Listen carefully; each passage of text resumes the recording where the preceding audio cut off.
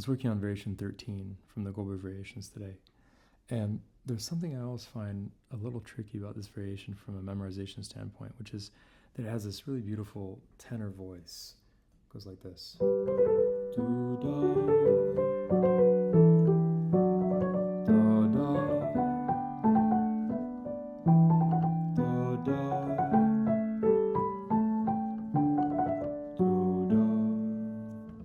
And the thing about the tenor voice is that sometimes Bach holds it into the next bar, and sometimes he doesn't. And there's no real pattern to this that I could discern at first, and I find it hard to remember when to hold it and when not to.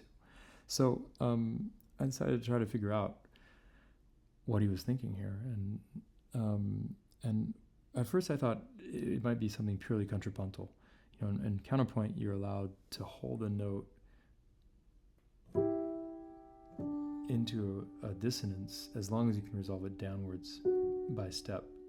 And you know, I thought maybe the times when he's not holding it is where he can't resolve it downwards by step.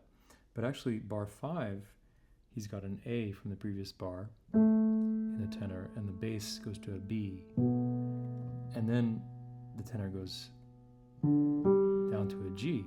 So he could just hold the A and then resolve it downwards by step into the G, but he doesn't. Why? Well, I think this might be an example of Bach thinking harmonically more than contrapuntally. You've got to remember that the Goldbergs are built on a harmonic form. The thing that ties them all together is that they all use the harmonic form of the aria, this gorgeous melody that's stated at the beginning and the end of the set of variations. And because that is the connective tissue of the variations, that harmony needs to be stated clearly. And the problem is that if you hold that A in bar 5, that's going to imply some kind of B half diminished chord, maybe, because the right hand ends up playing an F natural.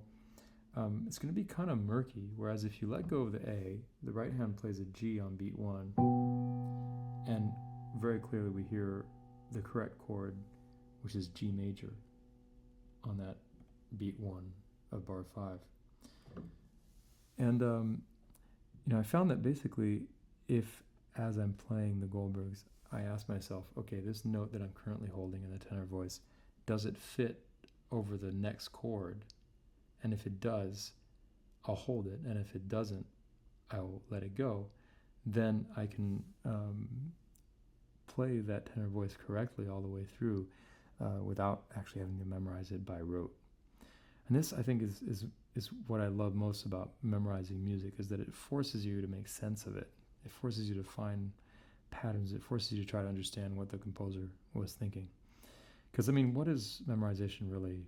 It's our mind performing some kind of data compression, finding the patterns in the data.